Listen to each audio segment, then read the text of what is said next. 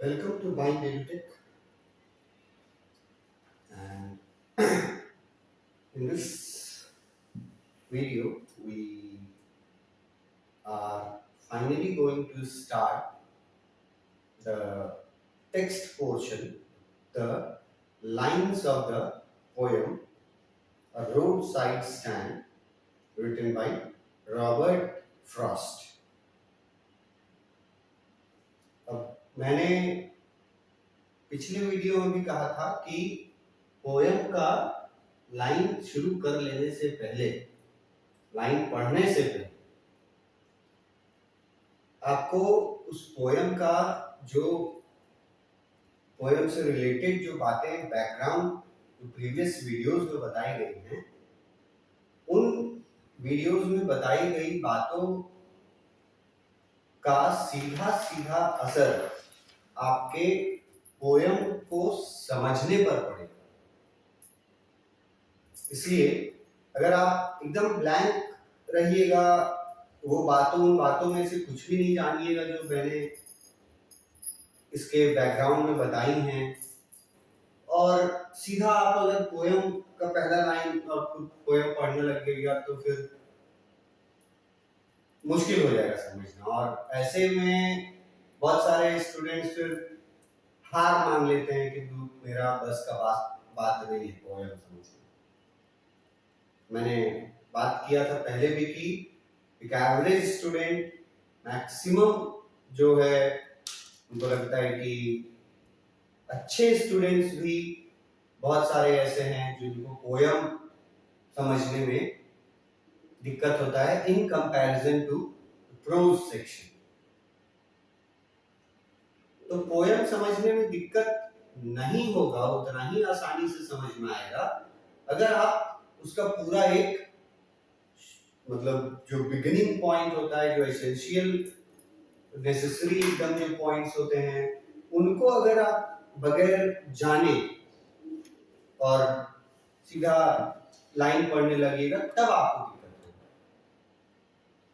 Translate कर करके poem को नहीं पढ़ा जा सकता, और जितना जैसे आपके लिए पोयम पहले से आप मान के बैठते हैं कि पोयम को किसी तरह से समझ लेना है, उतना गहराई में नहीं जाना है, तो हमारे लिए भी कठिन हो जाता है आपको समझाने में।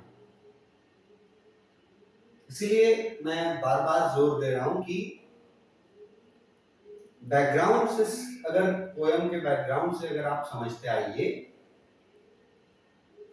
अभी तक जितनी बातें मैंने बताई हैं उतना अगर आप समझ जाएं, सुन लें, कोशिश करें समझने की, कोई टफ बातें नहीं है, उसके बाद पोयम पढ़िएगा ना तो आपको ज्यादा मेहनत नहीं करना पड़ेगा। फिर आपको थोड़ा कॉन्फिडेंस भी बिल्डअप होगा कि हाँ पोयम भी एकदम स्टोरी जैसा लाइन बाय लाइन समझा जा सकता है, वर्ड बाय वर्ड समझा जा सकता है और समझाया जा सकता है। ऐसा कुछ थोड़ी कि पोयम में कोई एकदम अलग सा चीज डाल देता है। पोयम में यही एक बेसिक डिफरेंस जो वर्ड्स का खेल होता है पोयम में और प्रोज में, वो यही है कि पोयम का तुम लोग हिंदी में कविता, हिंदी सब्जेक्ट में कविता पोयम को बोलते हैं, पढ़ा होगा। तो कविता में कविता को पढ़ाते वक्त, उसको समझाते वक्त, लिखाते वक्त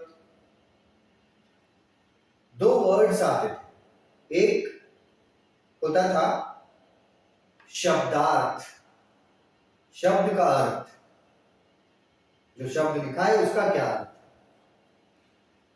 और दूसरा होता था भावार्थ, मतलब वो जो शब्द लिखा है उसका अर्थ जो भी हो, उसका मतलब यहां पर क्या है, इस जगह पर उसका कुछ अलग मतलब है। तो शब्दार्थ और भावार्थ ये दो चीजें होती हैं सेम सेंटेंसेस के, सेम वर्ड्स के, कि शब्दार्थ अलग है लेकिन उसका भावार्थ बिल्कुल उससे डिफरेंट है। यहां पर पोयम जो है वो थोड़ा स्टूडेंट पॉइंट ऑफ व्यू से मैं बोल रहा हूं कि बहुत सारे स्टूडेंट्स यहाँ पे हार मान लेते हैं। हमारे साथ भी होता था ऐसा, क्या यार एक तो शब्दार्थ बताते हो तो भावार्थ बताते हो, क्या याद रखेंगे। पर अगर बैकग्राउंड को समझ लो ठीक से तो तुमको उतना बड़ा डिफरेंस नहीं लगेगा शब्दार्थ किस और भावार्थ में पोएम के जो लाइन्स हैं। बाकी मैं आपको पोएम के लाइन्स को word by word, phrase by phrase, शब्दार्थ और भावार्थ के साथ मैं आपको एक्सप्लेन करने की कोशिश तो करूंगा ही, पर आप थोड़ा पहले का जानकारी ले लीजिएगा, तब मेरी बातों को आप फिर लाइंस को समझने का कोशिश कीजिएगा, तब कुछ बात बनेगी। सीधा यहाँ से समझने की कोशिश कीजिएगा तो हो सकता है कि बहुत सारा चीज बाउंस हो जाए। तो जैसा हमने पिछले वीडियो में देखा कि लंबा पोएम लाइंस के हिसाब से देखा तो बहुत ज्यादा हो जा रहा था, 22 लाइन था, ठीक है, 9 लाइन हो गया, 31 लाइन था, फिर 12 लाइन हो गया आपका, 43 लाइन, फिर 8 लाइन, इनको लगता है 50 प्लस लाइन्स हैं पोयम में, और पैराग्राफ 4 डिवाइड किया गया। फर्स्ट पैराग्राफ भी 22 लाइन का। तो थोड़ा धैर्य से पढ़ेंगे, एक दो लाइन, उससे क्या सवाल पूछा जाएगा, क्या आपको जवाब देना है, क्या याद रखना है, फिर टर्म्स जो हैं, फ्रेजेस, वर्ड्स, उनके मीनिंग्स क्या निकल रहे हैं, वर्ड मीनिंग्स क्या हैं, भावार्थ क्या है उसका यहाँ पर, इनको अगर आराम से तुम समझने की कोशिश करो और बैक ऑफ माइंड तुम यही रखो कि पोएट जो है एक रोड के किनारे पुराना घर, उसके सामने एक छोटा सा नया झोपड़ी उसी घर के मालिक द्वारा बनाया गया, रूरल पीपल, उम्मीद से कि बिकेगा तो उनको भी कुछ अर्निंग होगा, मगर उम्मीद उनका पूरा होता नहीं है और ये बहुत पोएट को हर्ट करता है। इस बात को आप अपने बैक ऑफ माइंड रखो, यही पोएम का स्टोरी लाइन है, और उसके बाद पोएम तुम शुरू करो, इसी स्टोरी लाइन पे घूमते रहेगा। तो पोएम को सबसे पहले हम लोग जैसे ये फर्स्ट पैराग्राफ जो था ना, बड़ा वाला पैराग्राफ, तो इसको आप मतलब हम भी अपने नोट्स में जो आपको हम बताएंगे, तो हमने इसको लिया है यहाँ तक,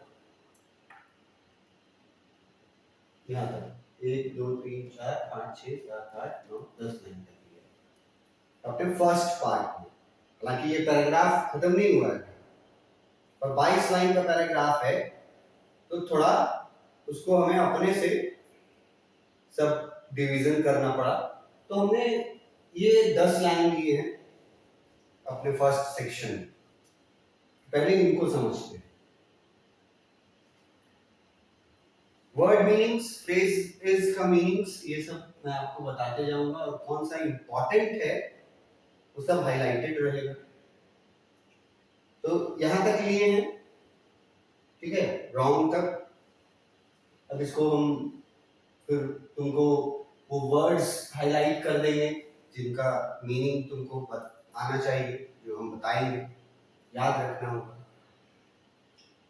पहला लाइन में देखो, कोई बड़ा मुश्किल वर्ड नहीं। लाइन को वर्ड बाय वर्ड तुम पढ़ो। मैक्सिमम स्टूडेंट्स जो पोएट्री से डरते हैं समझने में, वो पढ़ते नहीं है लाइंस को। पढ़ो लाइंस को, कौन सा वर्ड तुमको नहीं समझ में आता है? जो भी नहीं समझ में आता है, आसान से आसान शब्द हो चाहे मुश्किल से मुश्किल शब्द हो, जो भी नहीं आएगा वो मैं बताऊंगा आपको यहाँ, लेकिन पढ़ना पड़ेगा लाइंस को। मेरे पढ़ने से आप नहीं समझ पाएंगे, आपको पढ़ना होगा वर्ड बाय वर्ड। तो जैसे मैंने पहला लाइन है उसको पढ़ करके देखो कौन सा वर्ड है जिसका मीनिंग ना समझ में आता हो। लिटिल मतलब समझते होगे, ओल्ड हाउस बिल्कुल समझते होगे, न्यू, लिटिल, और यहाँ है शेड। अब अगर किसी को थोड़ा सा भी प्रॉब्लम होगा तो पहला वर्ड होगा शेड। स्पेलिंग देख लो अच्छा से, SHED। और तो कोई ऐसा वर्ड नहीं है जो मीनिंग नहीं समझे उसका। भावार्थ क्या है ये मैं आपको बताऊंगा, एक्सप्लेन करूंगा। तो पहले शेड वर्ड का सब स्पेलिंग और उसका मतलब शब्दार्थ में और भावार्थ में क्या है ये समझो, बहुत इंपॉर्टेंट है, बेसिक ही है, इसी पर पोयम का टाइटल है। तो शेड जो है वो शब्द, उस शब्द का अगर अर्थ समझना चाहें ब्रॉडली तो वो झोपड़ी के लिए यूज होता है ये वर्ड शेड। टेम्पररी बनाया हुआ झोपड़ी के लिए, शब्द का अर्थ ये हो। लेकिन यहां इस पोयम में ये शेड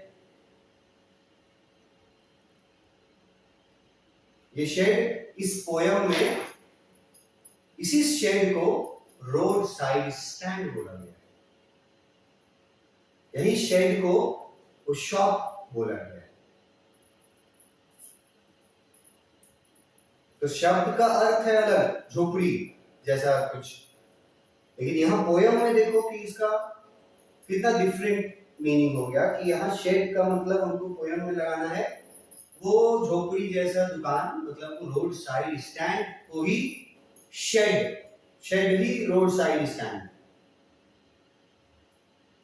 वैसे इसका शब्द का अर्थ होता है झोपड़ी। और दोनों को आप कंपैरिजन भी करेंगे तो झोपड़ी जैसा दुकान ही बनाया गया है बाहर, कोई बड़ा ढलाई करके और टाइल्स मार्बल लगा के तो नहीं बनाया है, बस किसी तरह टेम्पररी बना दिया है, इसीलिए शेड लिखा है। शेड का मतलब झोपड़ी, वो झोपड़ी इस पोयम में दुकान को बोला गया है और उस दुकान को ही इस पोयम में रोड साइड स्टैंड बोला गया। तो पोयम का टाइटल फर्स्ट लाइन में शेड एक वर्ड हमको नजर आया। फिर एक वर्ड है यहाँ पे जिस पे आपको ध्यान देना चाहिए, was out with was out with। इसमें वैसे तो कोई आपको डिफिकल्टी दिखेगा नहीं, आउट मतलब बाहर, तो इसको आउट विथ का मतलब यहां है क्या, यहां इस पोयम में क्या है कि पुराना सा जो छोटा सा घर था उसके आउटसाइड में, मतलब उसके फ्रंट में वो शेड बनाया गया है। शेड यहाँ था इसके फ्रंट में, लिटिल ओल्ड हाउस के फ्रंट में, तो उसी के लिए आउट विथ वर्ड यूज किया, एक्सटेंड किया गया था उस घर को। ये भी तो बोल सकते हैं ना, एक्सटेंड, बढ़ाया गया था।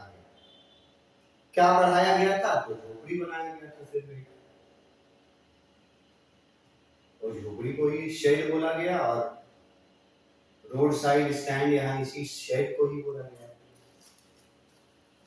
फर्स्ट लाइन में और बताओ, और कोई चीज तो दिक्कत नहीं है। आउटविच मतलब समझ गए, शेड मतलब समझ गए। ऐसे वर्ड बाय वर्ड पढ़ो, हम वर्ड बाय वर्ड बताने की कोशिश करेंगे। आपको पढ़ना पड़ेगा। थर्ड सेकेंड लाइन में आते हैं, क्या डिफिकल्ट वर्ड है पहले वो चुन लो।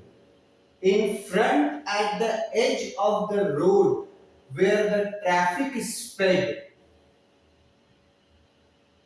फ्रंट मतलब तो जानते हैं, एज मतलब भी बहुत कोई जानते होंगे, नहीं जानते हैं तो एज का मतलब बहुत आसान होता है, किनारे। किनारा कोई भी चीज का होता है तो उसको एज बोलते हैं। उसके बाद ट्रैफिक सब जानते हो, ट्रैफिक किसको बोलते हैं। और स्पेड वर्ड जो है यहां, इसका मतलब स्पीड है। स्पेड का मतलब यहां है स्पीड, तेजी से। क्या क्या मीनिंग समझना पड़ा। एज मतलब किनारा हुआ, फ्रंट मतलब सामने हुआ, रोड ट्रैफिक कैसा है, स्पीड में गुजर रहा है। थर्ड लाइन है, a road side stand that too pathetically played. अब रोड साइड स्टैंड तो आप समझ गए, इस शेड को बोला गया। अब यहां पे इंपॉर्टेंट एक टर्म यूज हुआ, टू पैथेटिकली प्लेड। ये वाला टर्म मतलब बहुत फ्रीक्वेंटली पूछा भी जाता है, टू पैथेटिकली प्लेड। तो पैथेटिकली का मतलब है बहुत दयापूर्वक, दयापूर्वक। और प्लेड वर्ड दिख रहा है, PLED, इसका मतलब है रिक्वेस्ट करना, रिक्वेस्ट करना। जैसे स्पेड का मतलब था ना स्पीड, प्लेड का मतलब है प्लीड, जिसका मतलब होता है रिक्वेस्ट करना। पैथेटिकली मतलब बहुत दयनीय तरीके से। अब दयनीय हिंदी वर्ड है, अब दयनीय अच्छा वर्ड है कि बुरा वर्ड है, इतना हिंदी तो आपको आना ही चाहिए। और प्लेड का मतलब बता दिए, रिक्वेस्ट करना। मीनिंग याद रखने की कोशिश करना।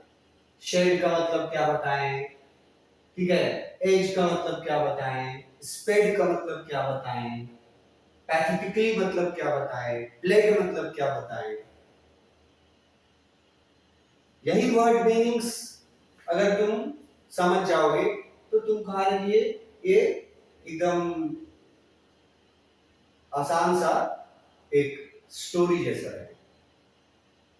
पैथेटिकली प्लेड थर्ड लाइन में आए, फोर्थ लाइन में आए, it would not be fair to say for a dole of bread.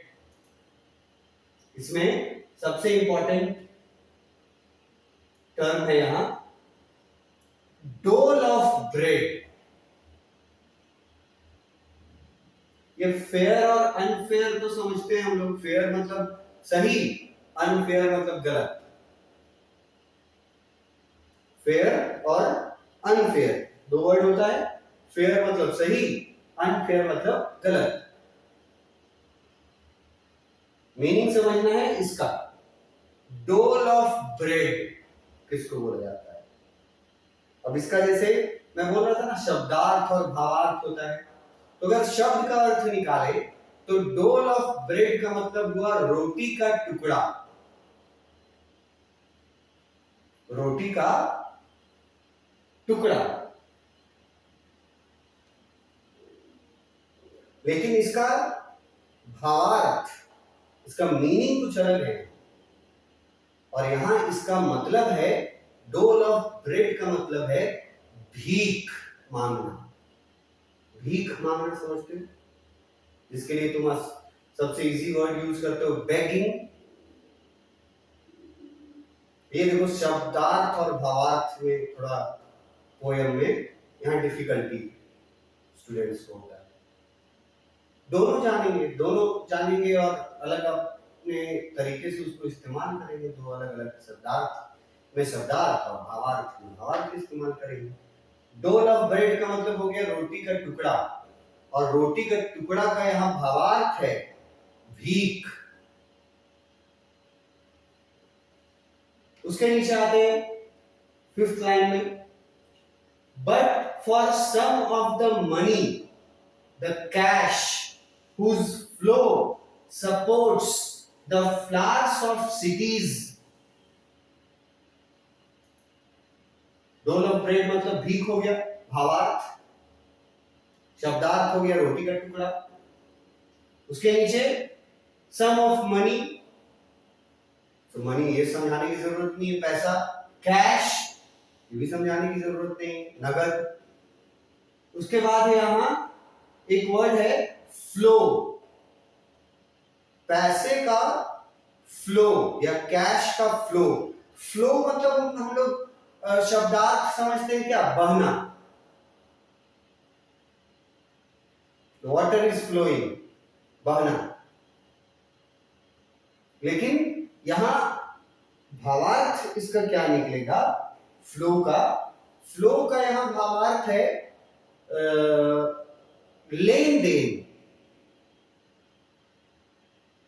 मतलब इसके पास था, ये इससे कुछ खरीदा तो ये पैसा इसको दिया, ये उससे खरीदा पैसा उसको दिया। वो मतलब ये जो पैसे का जो पूरा लेन देन होता है उसको यहाँ फ्लो बोला गया। सपोर्ट वर्ड का शब्दार्थ भावार्थ एक ही है। सपोर्ट मतलब सपोर्ट होता है, हिंदी में भी हम लोग सपोर्ट ही बोलते हैं उसको। किसी की मदद करना, किसी को सहारा देना, उसको सपोर्ट बोलते हैं। यहाँ सपोर्ट है लिखा हुआ, support the flowers of cities. अब यहाँ पे शब्दार्थ और भावार्थ में थोड़ा सा चेंज है जो कि बहुत इंपॉर्टेंट भी है। अब फ्लावर्स ऑफ सिटीज अगर तुम इसको शब्द में समझोगे तो फ्लावर मतलब फूल हुआ, सिटी मतलब शहर हुआ। तो शहरों के फूल या शहर के फूल ये शब्द में समझोगे, मगर पोयम में इसका बिल्कुल डिफरेंट मतलब है। जो भावार्थ है वो इसका है, फ्लावर ऑफ सिटीज का मतलब है the beauty of the city. क्योंकि फ्लावर ब्यूटी को रिप्रेजेंट करता है, फूल खूबसूरती को रिप्रेजेंट करता है। तो शब्दार्थ में हो गया फूल, लेकिन भाव इसका मीनिंग क्या निकल रहा है यहाँ, ब्यूटी, सुंदरता। किस जगह की सुंदरता, शहर की सुंदरता। तो पैसा, कैश, जिसका लेन देन सपोर्ट करता है शहर की सुंदरता को, किस चीज से बचाता है, फ्रॉम सिंकिंग एंड विदरिंग फेंट। अब यहाँ सिंकिंग का अलग मतलब है, विदरिंग का फिर मतलब है, फेंट का मतलब है। फिर तीनों को मिला दोगे तो एक भावार्थ निकलेगा। सिंकिंग का मतलब होता है वैसे डूबना, डूबना पानी में, सिंकिंग। विदरिंग का मतलब होता है घिसना, और फेंट का मतलब होता है बेहोश होना। सिंकिंग डूबना, विदरिंग घिसना, और फेंट मतलब बेहोश होना। तो शब्दार्थ हो गए, मगर इन तीन शब्दार्थों से कोई मीनिंग यहां नहीं निकाल पाओगे जब तक तुमको भावार्थ नहीं पता रहेगा। तो इन तीनों को कंबाइन करके मतलब है डिस्ट्रक्शन, बर्बादी। कोई चीज डूब जाता है तो बर्बाद हो गया, कोई चीज घिस जाता है तो बर्बाद हो गया, कोई बेहोश हो गया तो उसका ही मतलब बर्बादी। तो वर्ड्स देखो कितने डिफरेंट यूज कर रहा है। भावार्थ उसका एकदम छोटा सा निकलेगा, डिस्ट्रक्शन, बर्बादी। तो ये जो मैं बता रहा हूं आपको line by line, word by word meaning कहीं शब्दार्थ भी, भावार्थ भी। इसको आप जितने अच्छे से अपने मन में समझोगे, बैठाओगे, उतना अच्छा से हम जब तुमको एक्सप्लेन करेंगे तो तुमको एकदम बच्चों वाली कहानी जैसा समझ में आएगा। जो मैं शब्दार्थ और भावार्थ बताते जा रहा हूं वो अपने मन में याद रखना है। इसके आगे हम लोग विदरिंग फेज के आगे नेक्स्ट क्लास में करेंगे।